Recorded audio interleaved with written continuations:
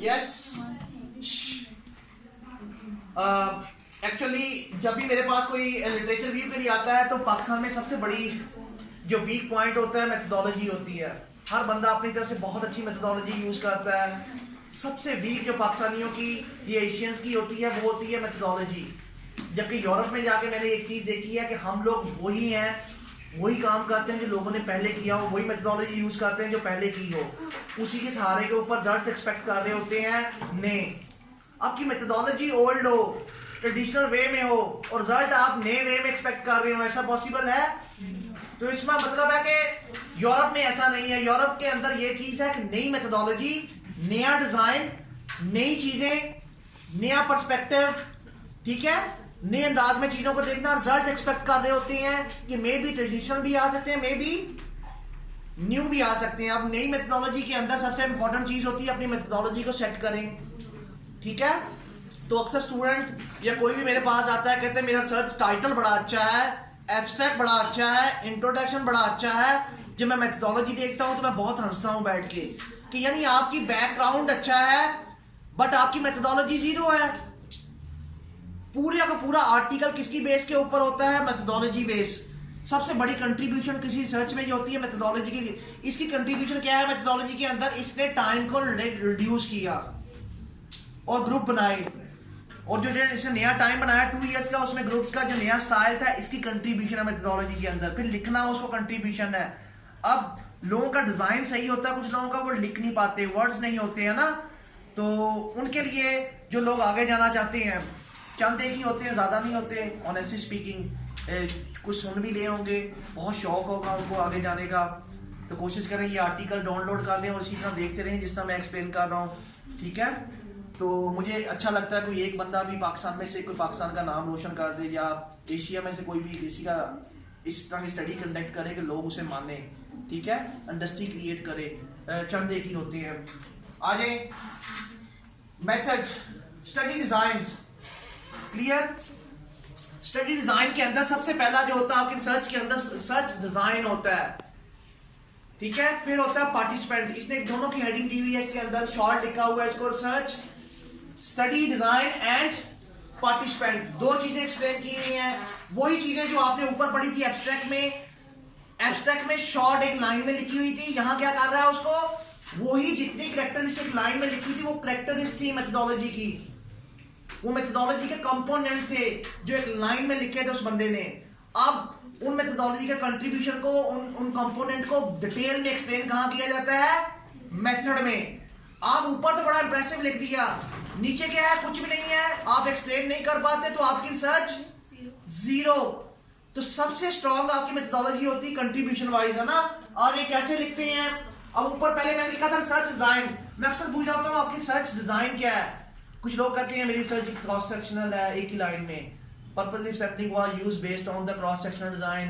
Convenience sampling used was based on the cross-sectional design. The correlation study and quantitative studies में हंस रहा होता हूँ बैठ के, बिल्कुल क्वांटिटेटिव की है तो कौन सा डिजाइन था? क्रॉस सेक्शनल है, क्रॉस सेक्शनल में कंपैरेटिव है, कोरिलेशनल है, फिर उनके आगे कौन सा डिजाइन है, रिसर्च टेक्निक क्या है, क्या यूज करोगे, कुछ नहीं पता, है ना। तो यहाँ मैं एक्सपेरिमेंट के रेफरेंस से बात कर रहा हूँ क्योंकि 30 से ज्यादा लोग जो है हमारे इस एक्सपेरिमेंट में फर्स्ट टाइम है, तो 30 से ज्यादा लोग जो है एक्सपेरिमेंट कर रहे हैं, तो मैं एक्सपेरिमेंट के ऊपर फोकस करूंगा ज्यादा। तो क्रॉस सेक्शन भी यही होती है, ठीक है। कोई आर्टिकल उठाएं अच्छा सा, उसमें देखें अच्छे टॉप क्लास का। तो आ जाए एक्सपेरिमेंट के रेफरेंस से यहाँ बात करते हैं, स्टडी डिजाइन देखते हैं कैसे लिखते हैं। स्टडी डिजाइन ये है, we have described the method of the study in the detail in the protocol paper. यानी इसका जो पूरा स्टडी डिजाइन है वो कहाँ मेंशन है? नीचे है प्रोटोकॉल्स के अंदर। प्रोटोकॉल्स में कंसोर्ट बना हुआ है, कंसोर्ट में एक चार्ट बना हुआ है जिसमें ये क्या कर रहा है? स्टडी के डिजाइन को एक्सप्लेन कर रहा है। मैं भी आपको दिखाता हूँ वो वाला, ये पहली लाइन इसने, मगर आप लिख भी सकते हैं। फिर आगे क्या कह रहा है? And the protocol is available online. ये ऑनलाइन भी अवेलेबल है। प्रोटोकॉल है क्या? पहले ये देखें, कंसोर्ट क्या होता है? जो प्रोटोकॉल का डिजाइन बनाया हुआ है, जिस तरह आप लोगों का डिजाइन डिफरेंट है उससे, हर एक ने अपना डिजाइन बनाया हुआ है एक्सपेरिमेंट का, इसने अपना बनाया हुआ है। ये एक स्टैंडर्डाइज्ड प्रोटोकॉल है जो कि आपने यूज करना ही करना है। एक रिसर्च डिजाइन है, एक प्रोटोकॉल है, वो अभी मैं आपको नीचे दिखाता हूं। This study was open parallel randomized trial that lasted for 2 years, 2 साल के लिए थे। ये ओपन एंडेड का आपको मतलब पता है, शॉर्ट वर्ड में इसको एक्सप्लेन करने की जरूरत नहीं है, वो मैंने आगे नीचे जाके एक्सप्लेन करूंगा। यही जो सारी चीजें मैं नीचे जाके एक्सप्लेन करूंगा ये आंसर।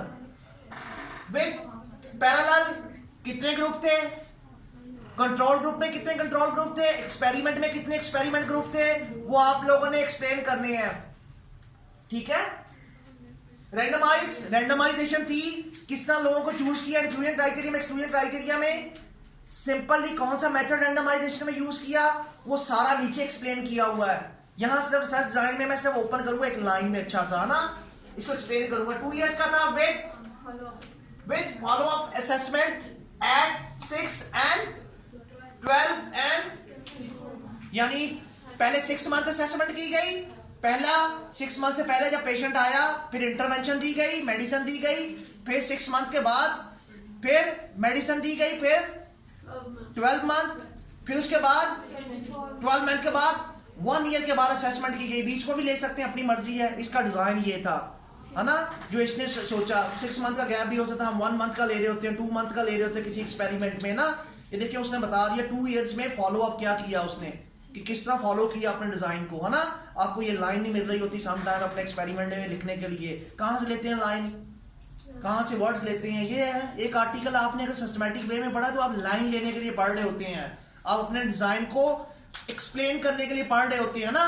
इंग्लिश आपको भी आती है, सबको आती है इंग्लिश, बट सिस्टमैटिक वे में लिखना वो ये है। आगे आ जाए, lived experience advisory group advice on the design and conduct of the trials. क्या कह रहा है कि lived experience advisory group advice on the design and conduct of the trials. किसी ने इसको एडवाइस किया गया था, जिस तरह एडवाइस किया गया किसी एडवाइजरी ग्रुप ने, उसी तरह इसने डिजाइन किए गए। किस तरह के डिजाइन है वो नीचे जाके देखते हैं हम लोग। पार्टिसिपेंट, ये एक था रिसर्च डिजाइन, इसने क्या लिखा, इनको एक पूरे पैराग्राफ में लिख दिया रिसर्च डिजाइन। अब इसको एक्सप्लेन भी करेगा बारी बारी, वो नीचे जाकर करेगा सिस्टमैटिक रिसर्च डिजाइन इंट्रोड्यूस। अब आ गया पार्टिसिपेंट। पार्टिसिपेंट में participant were recruited from, simple, participant were recruited from 19 national health services plus mental health organisation across the England के अंदर ही थी, ठीक है। 19 हॉस्पिटल थे। आप लोग जहां से मर्जी आपका ट्रायल है, क्लिनिकल वाइज है, हॉस्पिटल वाइज है, क्या है, मल्टीपल स्टेज है, व्हाटएवर जो भी है।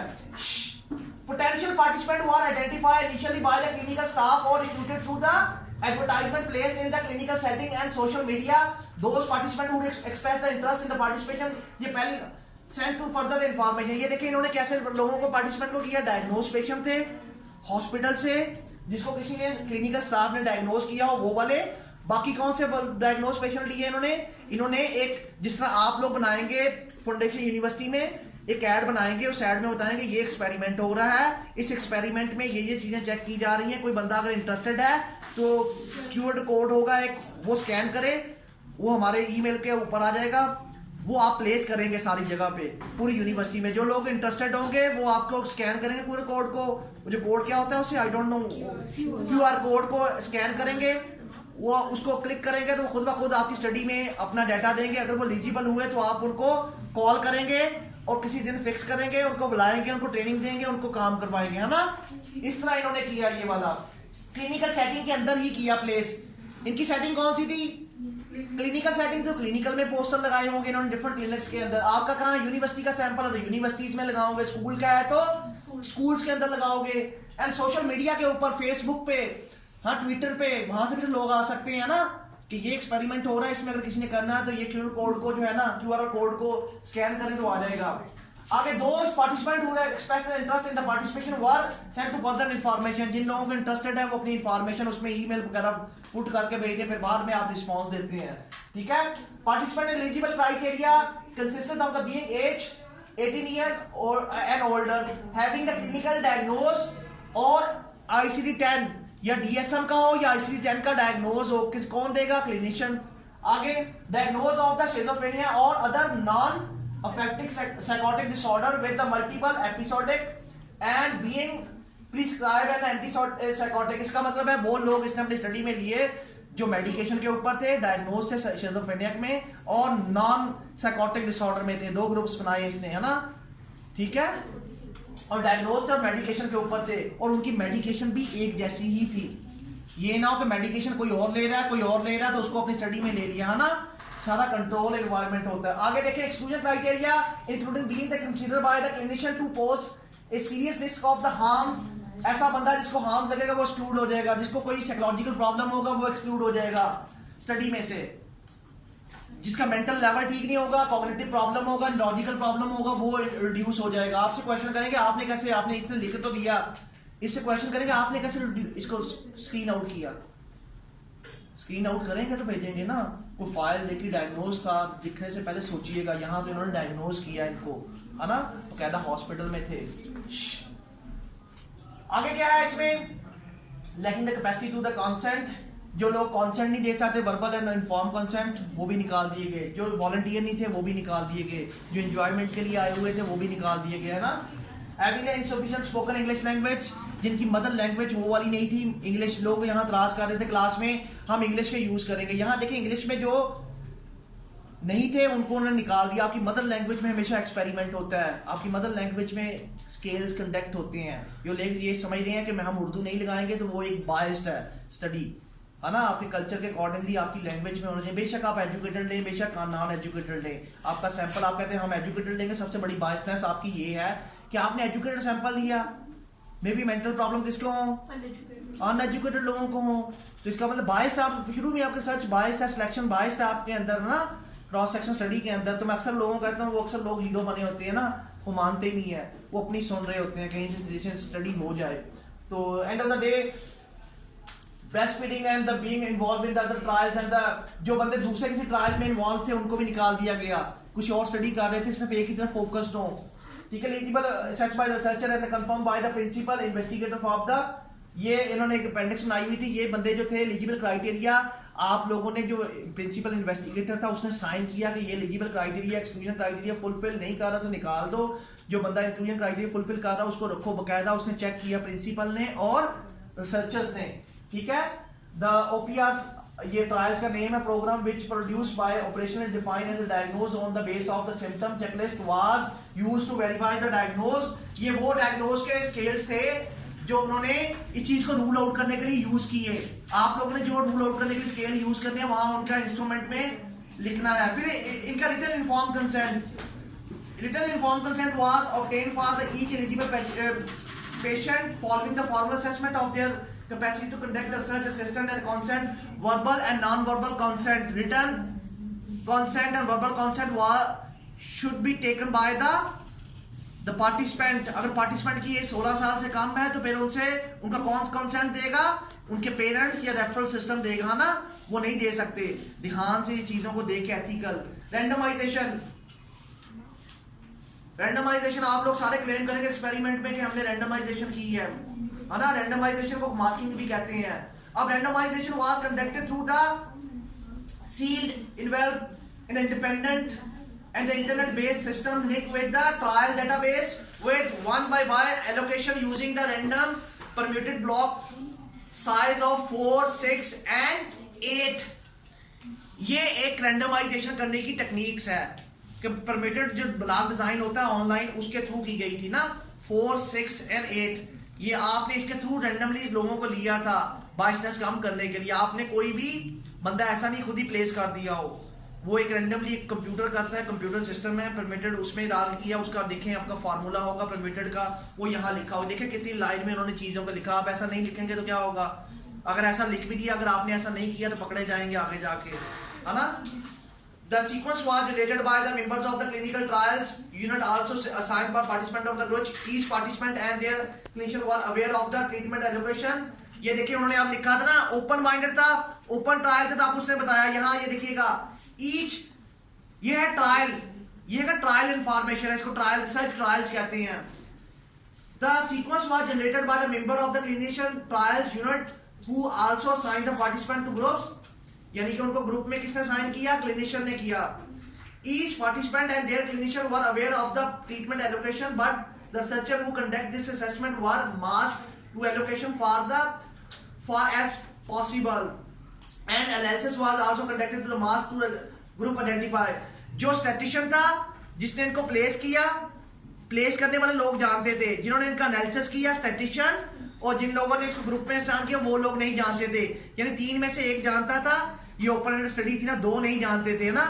तो वो उसने जो ऊपर लिखा था ना ओपन है ना स्टडी, वो अब नीचे डिफाइन करता जा रहा हूँ कैरेक्टरिस्टिक्स को। आगे क्या है, researcher were instructed to record the incident when they suspected they might have been unmasked. फिर इसके बाद आपने क्या लिखना है, ये पूरी उसने प्रोसीजर लिखा हुआ है कि कैसे करते हैं सिस्टमैटिक वे में, पूरा प्रोसीजर लिखा। फिर आउटकम वेरिएबल्स, आउटकम वेरिएबल कौन से होते हैं, प्राइमरी वेरिएबल। आपकी स्टडी में एक्सपेरिमेंट में 3 वेरिएबल लिए होंगे। एक वो वेरिएबल जिसमें मैं म्यूजिक का इंपैक्ट देख रहा हूँ, किसके ऊपर, कॉग्निशन के ऊपर देख रहा हूँ फॉर एग्जांपल, इसके साथ मैंने, या मूड के ऊपर देख रहा हूँ। ये मेरे 2 वेरिएबल्स हैं। इनमें से प्राइमरी वेरिएबल कौन सा है और आउटकम वेरिएबल कौन सा है, म्यूजिक का इंपैक्ट मैं देख रहा हूँ एक थ्योरी के मुताबिक कॉग्निशन के ऊपर, सिमेंटिक मेमोरी के ऊपर। इसका इंपैक्ट होगा तो डेफिनेटली म्यूजिक मूड ठीक हो जाएगा ना। एक थ्योरी कहती है ऐसा नहीं होता, म्यूजिक का इंपैक्ट मूड के ऊपर होता है, मूड का होगा तो कॉग्निशन इंप्रूव हो जाएगी, है ना। इनके दरमियान ये है या नहीं है। मैं एक चीज के ऊपर जिसको मैं फिक्स करूंगा यहाँ थ्योरी के मुताबिक, वो मेरा प्राइमरी वेरिएबल होगा, और वो दूसरे वेरिएबल जो इसके साथ लिए गए हैं वो क्या होंगे, सेकेंडरी वेरिएबल्स, है ना, जो फर्दर चेक किए जाएंगे उनके ऊपर भी इंपैक्ट आ रहा है कि नहीं आ रहा है। मे बी मेरे प्राइमरी वेरिएबल के ऊपर इंपैक्ट ना आए, इसके ऊपर आ जाए। इसका मतलब क्या हुआ कि जो चीज मैंने अज्यूम की थी वैसे हुआ नहीं। ये primary and outcome secondary variable यहाँ आपने लिखने हैं। फिर इंटरवेंशन आप दे रहे हैं उसको बहुत डिटेल में लिखना आप लोगों ने, ठीक है, हर चीज को डिटेल में। और ये है कंसॉर्ट सर्च डिजाइन। कंसॉर्ट कितने लोग लिए थे कंसॉर्ट के अंदर, ये डिजाइन होता है कंसॉर्ट का जो कि हर एक्सपेरिमेंट में लाजमी होता है रैंडमाइज कंट्रोल ट्रायल्स में। ये कंसॉर्ट कंसोलिडेटेड स्टैंडर्ड ऑफ, ये एक रिसर्च कंडक्ट करने के कंसोलिडेटेड स्टैंडर्ड्स हैं जो कि साइंटिफिक होते हैं। ये आप लोगों ने अपना स्केच बनाना होता है कि मैंने इन लोगों ने कितने लोगों को अप्रोच किया, 4000 से ज्यादा लोगों को अप्रोच किया। उनमें से सेल्फ रेफर्ड कितने थे, जो अपनी तरफ से थे 48 थे, है ना। स्क्रीनिंग ऑफ एलिजिबिलिटी में कितने लोग रह गए, यानी कि 48 निकल गए। आगे के एक्सक्लूड कितने किए गए, इनमें सैंपल में से जो एक्सक्लूजन क्राइटेरिया में थे, इंक्लूजन क्राइटेरिया फुलफिल नहीं कर रहे थे, कितने थे, 2984, ठीक है। फिर इसके बाद कॉन्सेंट कितने लोगों ने दिया एलिजिबिलिटी के बाद, 11700 जितने भी 73 है, ये भी है। फिर इसके बाद एक्सक्लूड इनमें से कितने हुए, 215, और इसमें से 192 जो थे डिक्लाइन के, छोड़ के एक्सपेरिमेंट, ठीक है। 2 could not take the part due to the current, यानी फाइनेंशियल इश्यूज की वजह से, वैसे, है ना। फिर इसके बाद 958 contacted bye the researcher team. इनमें से एक्सक्लूड कितने हुए हैं, 698, यानी राब्ता किया उन्होंने, हर चीज दी, कॉन्सेंट दिया, एलिजिबल क्राइटेरिया देखा गया, एक्सक्लूजन क्राइटेरिया देखा गया। उसके बाद इतने लोगों से अब कांटेक्ट शुरू हुआ तो कितने लोगों ने हाँ भरी, वॉलंटियर कितने लोग थे, 698 एक्सक्लूड हो गए, जिन्होंने कहा हम नहीं आ सकते, कि आपके हॉस्पिटल में आए, कहां से आए, या तो घर आ जाओ, है ना, आपकी लैब में हम नहीं आ जाते हर 6 मंथ बाद मेडिसिन लेने के लिए, है ना, हम तो किसी और हॉस्पिटल में हैं। इनमें से कितने बच गए, 257 ने इन्फॉर्म कंसेंट दिया, 2 ने इन्फॉर्म कंसेंट नहीं दिया, वो भी निकल गए, 255 रह गए। अब इसमें से कंप्लीटेड जो बेसलाइन असेसमेंट में कितने थे, 2 विड्रॉ करके बिफोर के ऊपर ही, है ना, कितने रह गए, 253 रैंडमाइज असाइन किया गया इनको कंट्रोल ग्रुप में और एक्सपेरिमेंट ग्रुप में। और एक्सपेरिमेंट ग्रुप में 6 मंथ के दौरान कितने लोग भाग गए, है ना, कितना ड्रा कर लिया, कितने पार्टिसिपेशन नहीं गए। कंट्रोल में जो एक्सपेरिमेंट में अपना चल रहा है उनका कितने एक्सक्लूड हुए, कितने एक्सक्लूड नहीं हुए, कितने भागे, कितनों की डेथ हो गई, सबका आपने डाटा मेंटेन करना होता है। फिर इसके बाद अगले 12 मंथ तक, 1 ईयर के बाद कितने लोग भाग गए, फिर अगले लास्ट के ऊपर कितने लोग रहे, 91, और 99 किस में रहे, कंट्रोल ग्रुप में। उनके रिजल्ट्स को कंपाइल करके उनके ऊपर रिजल्ट्स दिएगा, बाकियों को एक्सक्लूड कर दिएगा डिफरेंट मेथड से, है ना। This is consort consolidated standard. इनके मुताबिक आप सैंपल लेते हैं, इनके मुताबिक आप एक्सपेरिमेंट रन करते हैं। ये एक दुनिया का वो कंसोलिडेटेड स्टैंडर्ड्स हैं, इनके मुताबिक सैंपल लेंगे, इसके मुताबिक ही सब कुछ करेंगे, इनके मुताबिक ही आप लिखेंगे, है ना। ये फिगर कराता है, कंसॉर्ट फिगर है डायग्राम, और ये इनके रिजल्ट्स हैं। आपने ये बनाना है। इसके अलावा एक आपका डिजाइन था, डिजाइन आपका हो गया प्री पोस्ट, फर्स्ट वैल्यूएशन से T1 कहते हैं, T0, T1, T2, T3।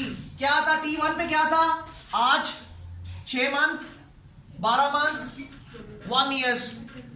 T1, T2, time 1, time 2, time 3, इसको प्री और पोस्ट या टाइम सीरियल डिजाइन भी कहते हैं ना। ये आपका डिजाइन था, और यहाँ कौन से स्केल लगाने आपने लिखने हैं, यहाँ कौन से लगाने आपने, वही वाले है ना असेसमेंट्स। ये आपका डिजाइन था कि आपका डिजाइन क्या है। इसे ब्लॉक रेंडमाइजेशन भी, इवेंट रिलेटेड भी हो सकता है फर्दर डिजाइन के अंदर ना, वो आपने लिखना अपना डिजाइन जो एक्सपेरिमेंट का आपका। तो ये देखें कि ये था पूरे का पूरा